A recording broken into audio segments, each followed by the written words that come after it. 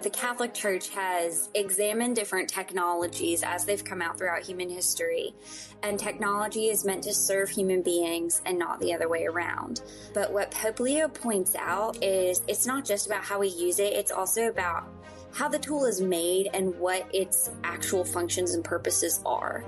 Hello and welcome. My name is Rachel, and you're listening to episode 225 of Candid Catholic Convos, a show about Catholicism that enriches your faith, answers your questions, and meets you wherever you're at on your faith journey. It's been several weeks since Pope Leo released his encyclical Magnificat Humanitatis, but if you haven't had a chance to read it, maybe you just skimmed it when it came out, or you need a refresher, that's exactly what we're diving into today. Specifically what he says about the human person and the effect artificial intelligence is having on us. But first, let's start with Scripture. Today's verse comes from Matthew chapter 6, verses 33 and 34. But seek first his kingdom and his righteousness, and all these things will be given to you as well. Therefore, do not worry about tomorrow, for tomorrow will worry about itself. Each day has enough trouble of its own. As someone who struggles with anxiety and what-if scenarios, this verse always hits home for me. See, Jesus tells us something here that is both incredibly simple and incredibly difficult. Then he tells us not to worry about any of it. Do not worry about tomorrow. Easy for you to say, I sometimes think. Now, that doesn't mean we shouldn't plan, work hard, or take responsibility. It means we don't have to live as though everything depends entirely on us. Jesus reminds us to look at the birds of the air and the lilies of the field. If God cares for them, how much more does he care for us? And here, Jesus doesn't promise tomorrow and all the stuff that comes with it will be easy. But he does promise we have a Father who knows what we need. So maybe our prayer shouldn't be, Lord, give me control of everything that's coming tomorrow, but instead, help me to trust you with tomorrow, and give me the grace to be faithful with what you've placed in front of me today. Because holiness isn't about figuring out everything that's ahead. Sometimes it's simply about putting God first and trusting him with the rest. This week's Saint Spotlight shines on Saint Isidore of Seville, a bishop and doctor of the Church who lived in Spain in the 6th and 7th centuries. He's also considered the patron saint of the internet. Now, obviously, he never had a computer or Wi-Fi, and he's definitely never scrolled through Instagram. So why Isidore? Because he was one of the great scholars of his age. He compiled the Etymologiae, an enormous work that gathered and organized knowledge on everything from theology and history to science, language, medicine, and the natural world. In many ways, it was an attempt to make the accumulated knowledge of his world accessible to others. Sounds a lot like the internet, right? Saint Isidore reminds us that information isn't the same thing as wisdom. You can know a tremendous amount and still not know what to do with that knowledge. You can have answers without understanding what questions are worth asking. You can be informed without becoming wise, which is especially relevant in today's version of the internet. For Saint Isidore, learning wasn't ultimately about knowing more just for the sake of knowing more. Knowledge was ordered toward truth, and ultimately toward God. In today's marquee topic, we're chatting with Eliza Monts, upcoming Catholic author and current Catholic influencer, on what Pope Leo warns against with the use of AI and how we as Catholics can curate not only our algorithm, but our lives to be less artificial and more human. Eliza, thank you so much for joining me on Candid Catholic Convos. I'm so excited to chat with you today. Thank you for having me. I appreciate it. So for those who maybe aren't following you on social media or subscribe to your Substack, can you tell me a little bit about yourself and what first drew you to using these types of platforms for part of your ministry? Yes, I'm Eliza, native of Charleston, South Carolina, born and raised here, still living here. I am a Catholic upcoming author. My book with Penguin Random House's Catholic imprint arrives next spring, and it's a Lectio Divina inspired walk through conversations that Jesus has with folks in the gospel, particularly centered around conversion and healing through relationship with him. I run a Substack where I publish twice a week, Tuesdays and Thursdays, about a variety of topics, landing at the intersection of our Catholic faith and current culture. Things happening in politics, things happening in pop culture, things that pertain to the everyday lives of lay Catholics who are just trying to be holy with these lives that Jesus has given us. And I talk about much of the same on my Instagram as well. That's really cool. And as someone who reads these, I absolutely love reading your Substacks. They're so full, chock full of knowledge, and they're very timely. Like I especially loved the one that you wrote about Pope Leo's latest encyclical, which, in that he emphasizes a lot of the dignity of the human person, which is something that is very important to us as Catholics and with Catholic teaching. So how should that shape our use of technology as Catholics? Well, Pope Leo says over and over and over, you really can't miss it, how the purpose of technology is, the Catholic Church has examined different technologies as they've come out throughout human history, and technology is meant to serve human beings and not the other way around. That comes down to how we use it. I've seen a number of folks say AI is just a tool and all that matters is how we use it. But what Pope Leo points out that I think is particularly prescient, and I worry not being talked about quite as much, is it's not just about how we use it. It's also about how the tool is made and what its actual functions and purposes are. In his 60th, it was back in January of this year, his address called the 60th World Day of Communications address, the title is something like that. He talked a lot, more than he did in the encyclical, but he talked a lot about how chat AI corrupts on human voices and faces and co-opts them and mimics them, and can really risk devaluing our own human voice, the human voices and faces, the voices and faces and language that belong to human beings. That's not something that is inherent in a model of AI that's just like sitting there and sorting data kind of behind the scenes under the hood. I should preface that my dad is a pathologist at our local hospital and has taken on a role as an AI ethicist of sorts too, because he's extremely knowledgeable in computer programming. And so something he's doing that's really exciting is he's been for years incorporating, like I call it under the hood because you just don't really notice it's there unless you're a computer programmer, forms of AI to help sort health data. But it's not a chat bot. It's not a chat bot. It's also extremely tight in honoring the Hippocratic Oath. So we don't have any, people's health data getting like blasted all over the internet or anything like that. And so it's not corroding human voices and faces because it's just, chat AI is also at the end of the day just binary code. But there's no chat element that is making you think it's a human or trying to sound like a human. Even if you don't think it's a human, you understand that. Trying to sound like a human when it's actually not. Whereas the chatbot, developers have paid billions, perhaps trillions, so much money to make the chatbots sound as human as possible because human beings are naturally drawn to human conversation. We were made for communion with God and with one another. And the way we do that is primarily through verbal conversation. It also happens through sending texts and reading books. In a sense, reading a book is a form of communication with an author. It's one-sided. And so some people might argue that it's a lesser, quote, air quotes, a lesser form of communication than having an in-person conversation. And that's understandable. But the author of the book was still a human being. The video, you and I on this podcast that other people are listening to, they can't necessarily communicate with us right now, but we're still human beings talking because we were just made for communion and relationship. And the chatbot is, like Pope Leo articulated in that address, is particularly overriding that.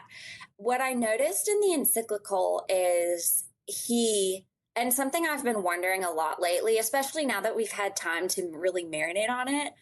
This is kind of an aside, but I realized that an encyclical drop is kind of similar to an album drop by, like by your favorite music artist, where for me, it's Taylor Swift, where you listen like right at midnight or the next day, and it's just like a fire hose. And you're like, oh my gosh, what's my favorite song? What are the things I'm noticing? And as you give yourself more time to sit with it and listen to it, you're just better able to distinguish like, oh, I love this little piano riff.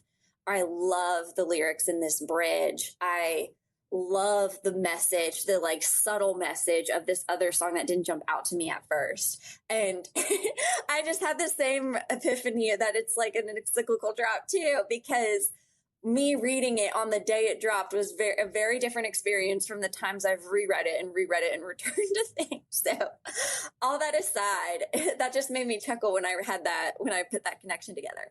All that aside, I've gotten a little worried that some folks are seeing Pope Leo point out these things about AI and not noticing the distinguishments between a chatbot and an under the hood kind of model.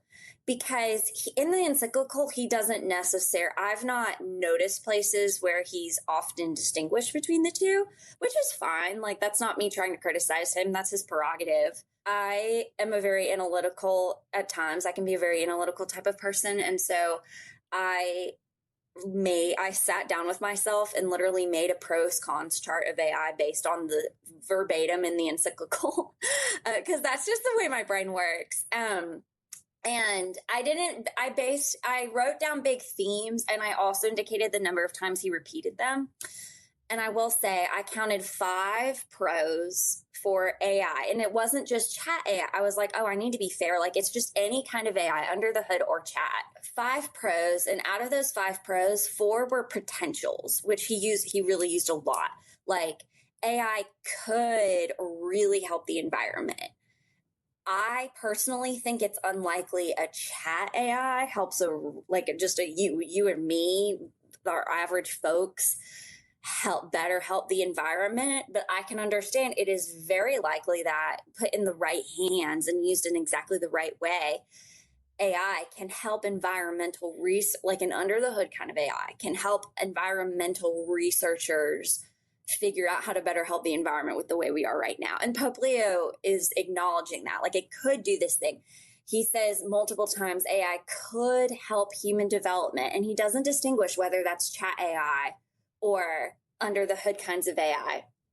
But there were 37 instances of cons, and all but I think one, and I can't remember which one it was, which is a shame, all but one were definitives. So while the pros were, if it was in the right hands and could be used the right way, it could accomplish this goal that serves the human person rather than serving the machine or serving just like dollar bills for the sake of making lots of money.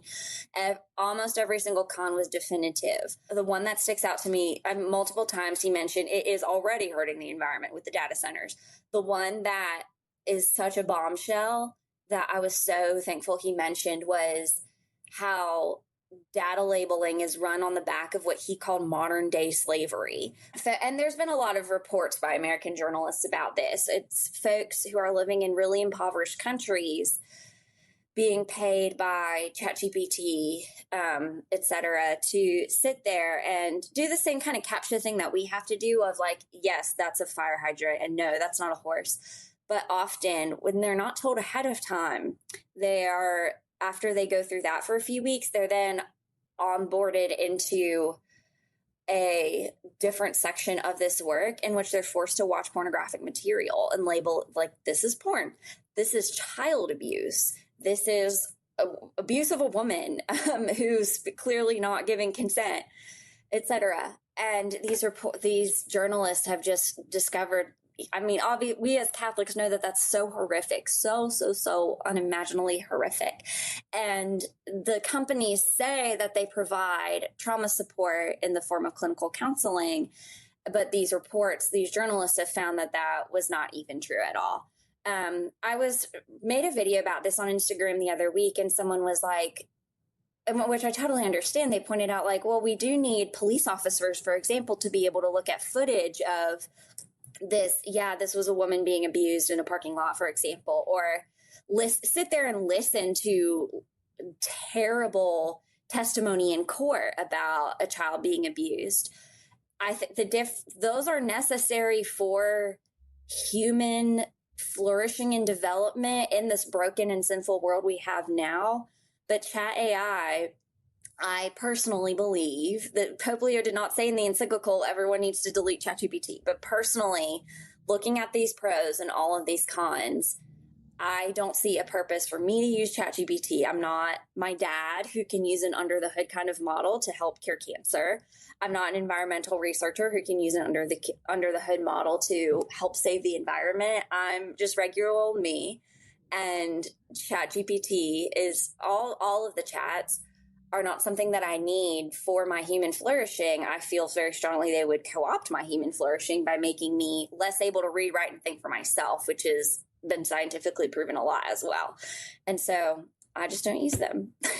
I spent a long time answering that question. No, that's totally, that was such a thorough answer, because I think so many people nowadays think that it's this innocuous tool. And I think Pope Leo kind of really blew the lid off the thing that this is not as innocent as it seems. Like, my leading up to his example, my whole approach to AI was, if it's not replacing the job that a human could do, then it's not as bad. But then when you hear about, like you were saying, all these reports of people that are made to sit through these horrific things just for the sake of training an AI model, it's why? I like how you mentioned that there are some topics or some AI programs that are more under the hood that help with the amount of data. Like, I'm sure that somebody like your father or somebody like a scientist who has to sift through the enormous amounts of data, it would take years, it would take decades to be able to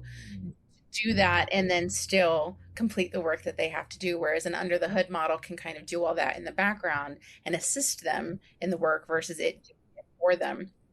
And I really loved your Substack article, which I hope you don't mind. I would love to link in the show notes. Of course. About un-AIing your life, because it's so fascinating. Like you laid it out so plainly of like how quick it is.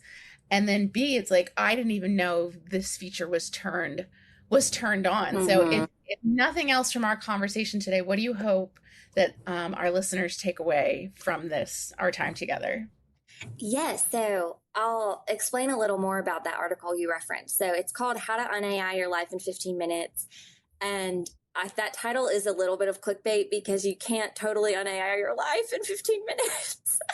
But and I admit that in the beginning of the article, I'm pretty sure. But I literally just went, because I did all these things myself, because I just don't want chat AI popping up where I don't want it. And so I went in and figured out, okay, how do I disable Google from being able to scrape my personal private emails for AI training? How do I toggle off the chat features I don't want, air quotes, chat features, on all these different platforms, including social media? How do I turn off the Google Gemini in my email? We have Copilot at my work. So how do I turn off the Copilot so it doesn't pop up where I don't want it to be? And even like, that's a lot. Oh, and the best one though was disabling those AI like the AI overview or AI summary when you search something on a search engine. And sadly, that one means totally converting my Safari on my MacBook and on my iPhone to DuckDuckGo, where it's actually possible to totally disable the AI search overview and response and everything, because I couldn't find a way to make that easily possible on Google search. And I've been using DuckDuckGo for a long time though, just for privacy, and it's great. And now my internet use feels a lot more like it was back in 2023 than now. And it's been very great. And at the same time, we can't totally un-AI our lives on a more, I say metaphysical, and that might not be the right word, on a more metaphysical kind of level, because even though I don't use chat AI because like I said, my dad being an AI ethicist tells me this all the time, that as the internet gets more inundated with AI slop, and AI generated writing and the human writing and human creativity becomes more and more rare, people will be thirsting like folks wandering through a desert for human work, because we were made for communion with human beings. We were made for intimacy with one another, not with non-human robots. And I've already seen that happening. I think it'll only become more and more true. And I mean, already I feel fed up with the internet. Like Pinterest feels practically unusable because there's so much AI slop, which is such a shame because Pinterest is so fun and great. And even Etsy too is one where there's so much AI slop there. It's hard to find like a real, I just want to buy like a real purse made by a real human being. And why am I seeing AI images of purses? And like we're already starting to become thirsty for the human, and we're only going to get thirstier. And so my dad tells me all the time, Eliza, don't use AI in your writing so that your writing stays human, so that it from point of coming up with idea to final product. Because a lot of people think writing is just the final product, but it's also coming up with the idea and mapping out your outline and editing. It's every single part of that is writing that was always supposed to be a human kind of activity. And now all of a sudden we live in a world where it's not. Even though I don't use chat AI for these reasons, because I don't want it to ruin my abilities to read, write, and think for myself, as are scientifically proven. And I want to give people the gift of human writing in a desert of the internet that's filled with so much AI slop. I recognize also that other people's use of chat AI affects me, because we are what we eat, and that includes the media we consume. That all the voices and language that we let speak into our lives all form what we then speak out. You know, the mouth speaks what the heart is full of. And if we let our hearts become full of really negative language, we're going to start speaking a lot more negatively. It's that, like that saying of you're the sum of all the people that you talk to. And that you let speak into your lives. And this is a nice way I wasn't planning on this, but to kind of tie it in what we were talking about a little bit ago. And when my friends use ChatGPT, they're letting ChatGPT speak into their lives, become part of their own language. And then they speak that back to me. And I know they don't mean harm. I love my friends very much.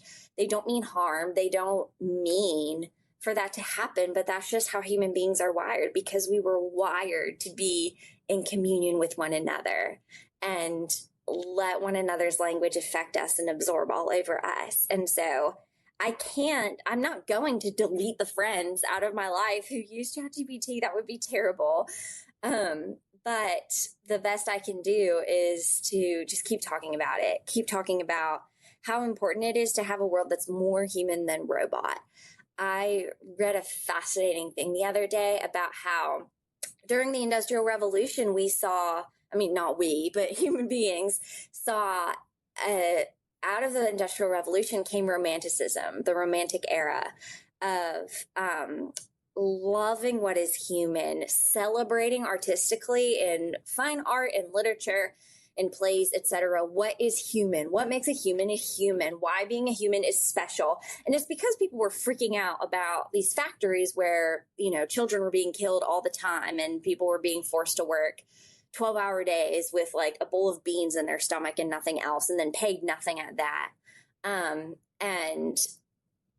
Because it felt like such a corrosion of honoring human beings as being human because of treating people like subhuman. Romanticism came as the reaction to that. And this woman in this article I was reading was saying she feels like we're going to come into, or already are, a new romanticism, and with Pope Leo as the head, and this woman was not Catholic. She was a totally secular person, not Catholic at all, but that gave me chill. I have chills right now. Oh my, goosebumps on my arms thinking about it. With Pope Leo as the head, because she read Magnificat Humanitas and she noticed, he puts a lot more words into what makes a human special and why human beings are worth protecting than he puts into even about AI. And you look at the chapter breakdown, there's 2 chapters about AI, one about war at the very end. The first 2 are just about human matters. Human beings matter because humans are made in God's image. And she was like, he might not realize it, but he probably does. He, as also like one of the only senses of moral authority on this earth, who is apart from other, distinct from other religious leaders like the Archbishop of Canterbury, and leaders of the other major world religions, is a lot more well known. The fact that he is a native English speaker and from America, where AI is like being pounded, perhaps more than in a lot of other countries, he is just perfectly positioned to be this figurehead of a new romanticism that loves what is human and celebrates what is human. I had the privilege of being able to speak to a cardinal recently about Magnificat Humanitas, and at the end, he said, please pray that Magnificat Humanitas reaches the United States. And that really stopped, this cardinal's not American. That really stopped me in my tracks, because I was like, oh, at the Vatican, or at least, maybe not everyone at the Vatican, but at least in his mind, it is not enough in the hearts of those of us who are Catholic in the United States, or not even just Catholic, but like he didn't clarify if he was thinking about Sam Altman, like I want Sam Altman to be reached by Magnificat Humanitas, or if he meant everyone. He just said the United States. But that stopped me in my tracks, because I was like, oh, yeah, like our country has so many issues of seeing human beings as more object than human. And Magnificat Humanitas is a celebration of what's human that we need to let, like, totally pound in our hearts. We need to let that be what sings over us in our lives. Oh my gosh, absolutely. And I love that idea of a new romanticism with Pope Leo at the head, because part of me is like, maybe he didn't see that coming. The other part's like, I think he knew what he was doing. Like, yeah, Eliza, this was so enlightening, and I really enjoyed talking to you and kind of breaking open what our responsibility is in this culture of technology and artificial intelligence. So thank you so much for breaking that open with me. Thank you, Rachel. Thanks for having me. I appreciate it. And that's our show. Candid Catholic Convos is brought to you by the Diocese of Harrisburg, hosted and sound engineered by me, Rachel Trochet, and produced by Rachel Bryson. If today's episode resonated with you, please share it on social media. You can tag us using @HBGDiocese. Make sure you also subscribe on your preferred listening platform so you never miss an episode. And if you'd like to support our production efforts, a donation to our diocesan annual campaign would benefit us greatly in continuing our ministry. We have lots of exciting episodes planned for the next several weeks, so like, subscribe, keep praying for us, and we'll keep praying for you.